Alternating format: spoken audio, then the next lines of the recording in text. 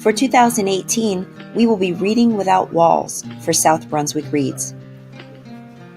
There are 3 ways you can participate. The first one is to read a book about a character who doesn't look like you or live like you. Some of the examples that follow include characters that might fit that description. Star Carter leads 2 lives, one at home in gang-controlled Garden Heights with her loving family, and another at her exclusive prep school.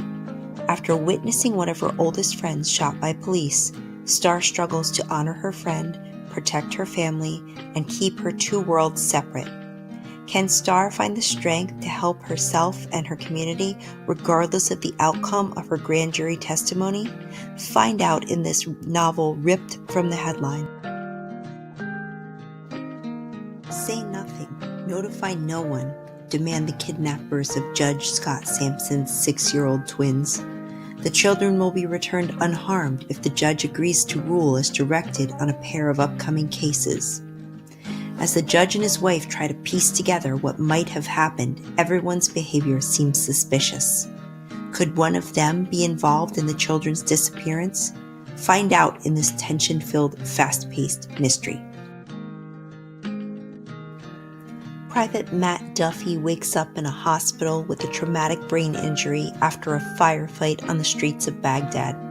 His memories, dreams, and realities blur together until Matt isn't quite sure what to believe. Cleared to return to his unit, Matt's doctors seem to believe he will recover. But how can Matt recover when he can't figure out what happened? Find out in this military thriller. Natasha remembers nothing of Jamaica, but is now hours away from deportation. Daniel is on his way to Yale, on the reluctant path to become an Ivy League doctor. Thrown together by chance, Natasha and Daniel find the universe drawing them together. Given the current immigration debate, Yoon's novel gives readers hope that in the end we will all end up where we belong. Jazz is a resident of the first lunar city.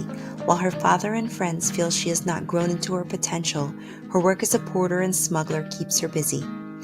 When a longtime client presents an opportunity that can settle old debts, Jazz may need to call in some favors to succeed.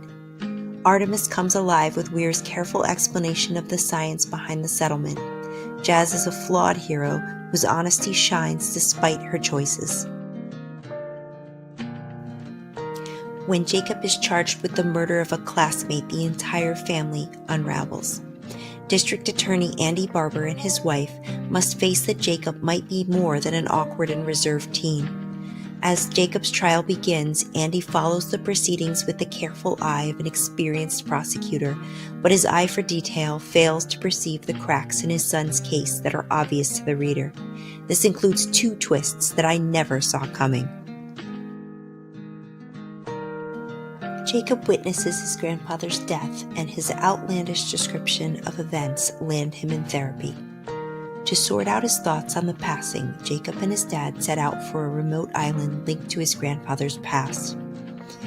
In the rubble of Miss Peregrine's home for peculiar children, Jacob discovers there is much more to his grandfather's fairy tales than he had believed, and maybe he has finally found the place he belongs.